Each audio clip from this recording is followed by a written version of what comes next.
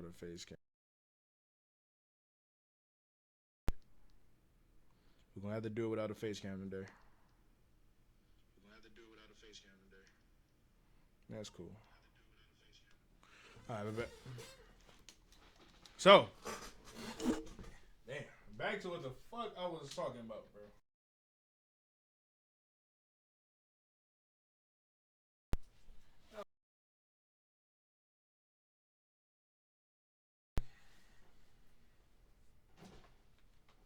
I don't know. I guess I don't know. Maybe. Well, I know I'm different from all these niggas. For real. Cause certain shit that pissed niggas off was like,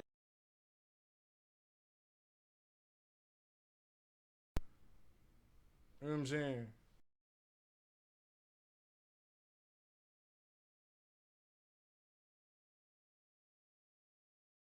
Yeah. Cause the nigga ain't come out and get him at the club, bro.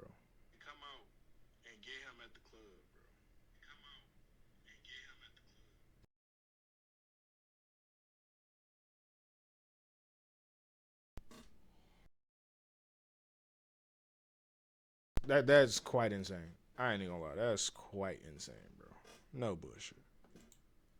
Today, I would never try to fuck up somebody PR or somebody fucking face card over a petty ass little beef, right? This is such a big deal and something that I've always wanted to ask content creators and streamers and other people like that. Probably something that I'll have to phone a friend who's bigger in the industry and just ask them. How do you know when there is a boundary that you have crossed, and how do you know that you're making your friend feel uncomfortable in this game? I think one of the bigger issues in this whole Capaholic situation is that, you know, J Cinco didn't even feel comfortable being who he was because of the people that he was around and the levels of disrespect that they normally and routinely dish out on a day-to-day basis. Especially because he's a young man trying to live his life on the internet and grow up on there. He can't do normal things, not only because it'll be subjected to the scrutiny of the internet, but also because he's associated with people who don't know if this is a boundary, that is a boundary, or if they're even Or, I mean, yeah, leaving them alone is facts. I ain't gonna lie. If you bullshit.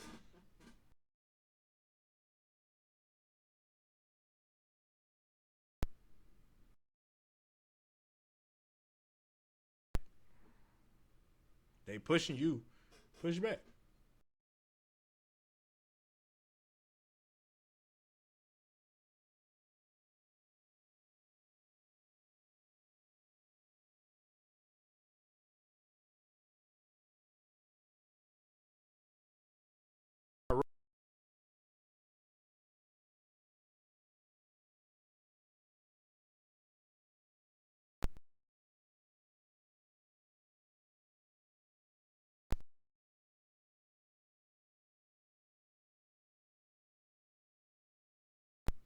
Well, I go to the internet neither.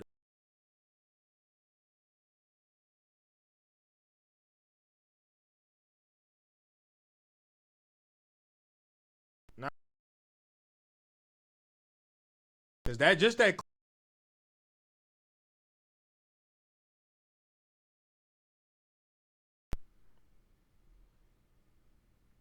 fuck you mean I ain't gotta say nothing. Fuck you talking. Who the fuck are you talking to, nigga? Now I ain't gonna lie, yeah, that Ben shit pissed me.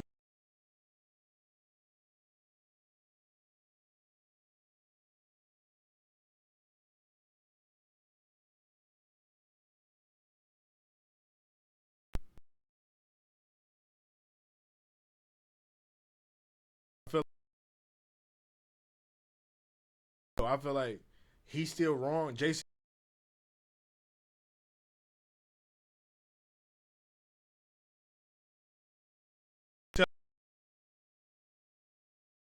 if this shit always been the case,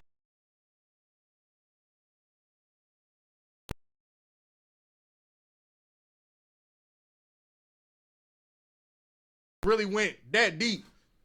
Why the fuck y'all stay around the nigga then? Y'all niggas more feminine. I ain't gonna lie.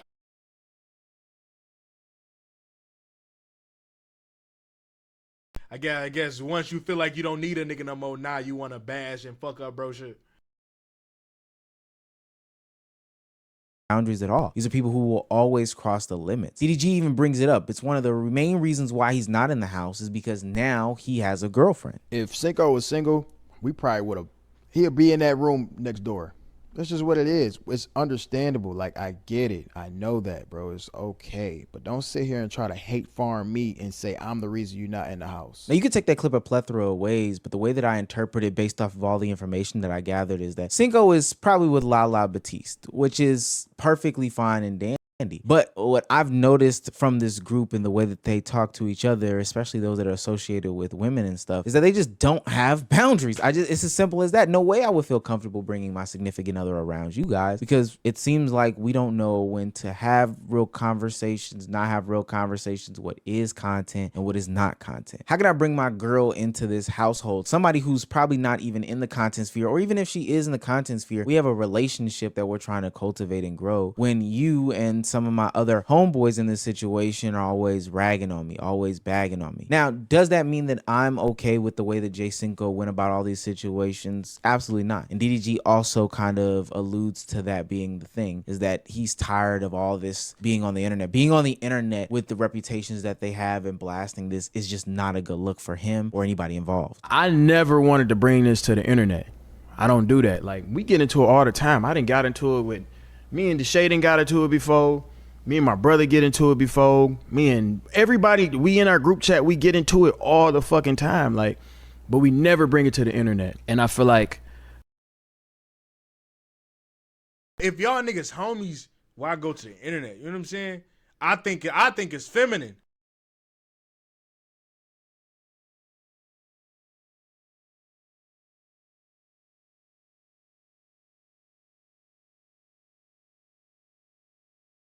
If you know you got this nigga number, y'all can hash that shit out. You know what I'm saying? I feel like, I ain't gonna lie, I feel like that's some clout chasing shit, bro.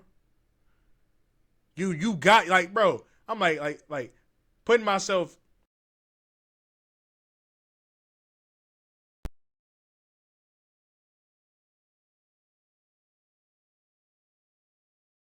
Ain't just call me. Nigga, you know where you come to my crib, nigga. You know where I stay at. Like,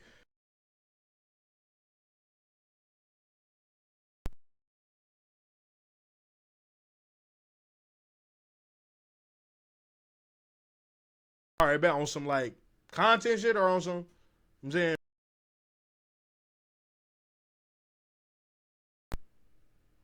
you know what I'm saying?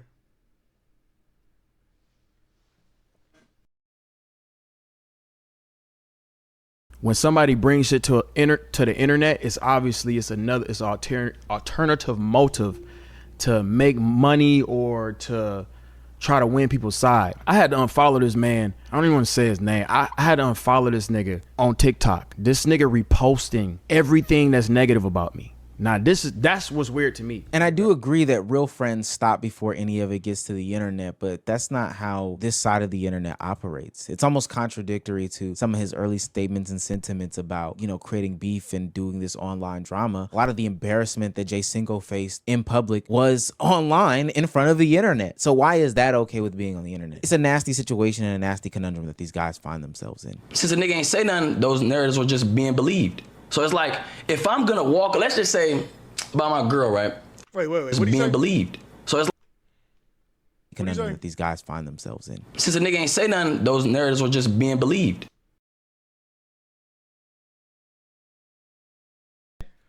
Like, I'm gonna keep it a stack. Like, when my homies be cooking me, right? And I ain't got no comeback. All right, man, shut your bitch ass up, nigga. Run fade. You know what I'm saying? It be playing, it be jokes. But it be that, bro. It be that, bro. Like, I don't know. Yeah, I ain't gonna cap. Maybe, yeah, I ain't gonna lie. Yeah. I ain't gonna lie to you. It can't be. Can't be. That shit's impossible. That shit's literally impossible. It don't make sense. Since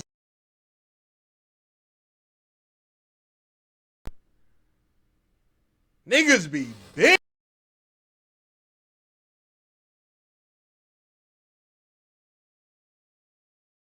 I'm not saying, like, I ain't gonna cap. Yeah, I ain't gonna lie. Sometimes niggas probably don't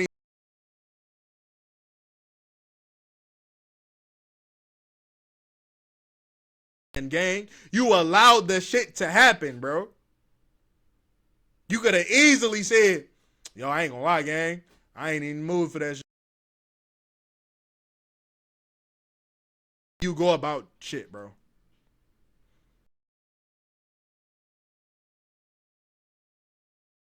But with this new generation shit, y'all niggas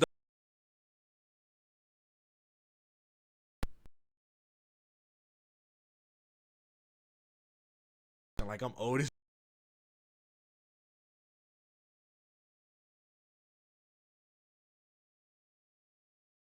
all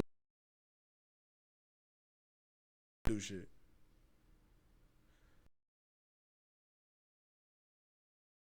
Hey, that nigga DDG is wrong, right? You know what I'm saying? Most likely he probably is. I ain't gonna lie. But at the same time, it's like, bro, y'all niggas been homies for years, though. Like, you know what I'm saying? Like, these niggas been making content for a cool minute. For a cool minute.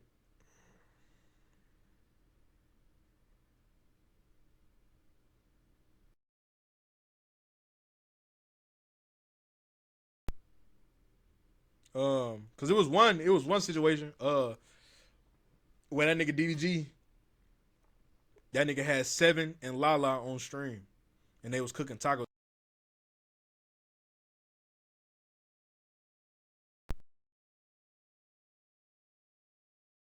Like the Dirty Mac and shit.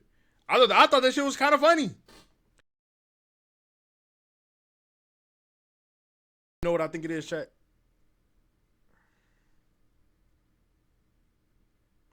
You know what I think it is, chat?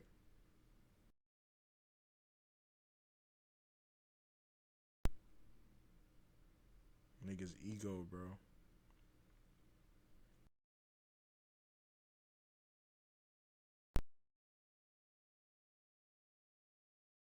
All I got together type shit. That nigga.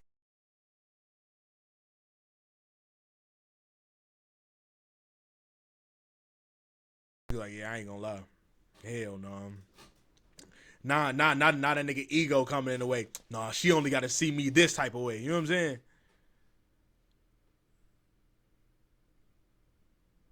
Or maybe she probably said something. It's that type of shit.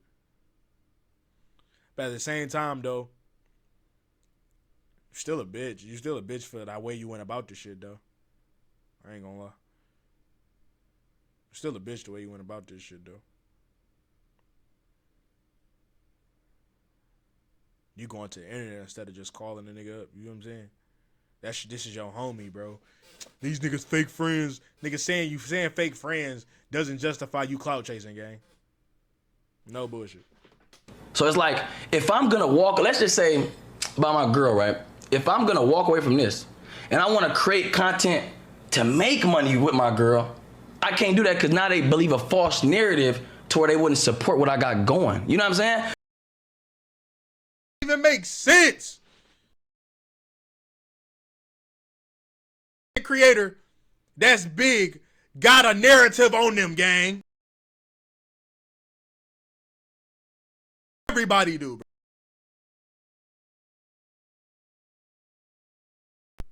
Mr. Beast, and he was like low-key pressing niggas to donate. Niggas ain't stop supporting him. Niggas was like, oh, that's sketchy. When Mr. Beast did shit,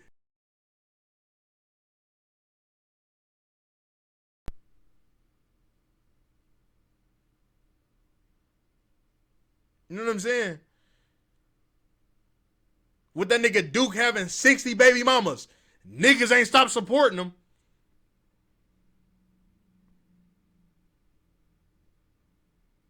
This is what happens when you get into a public eye. Motherfuckers gonna create narratives. Motherfuckers gonna create all different type of crazy shit, bro.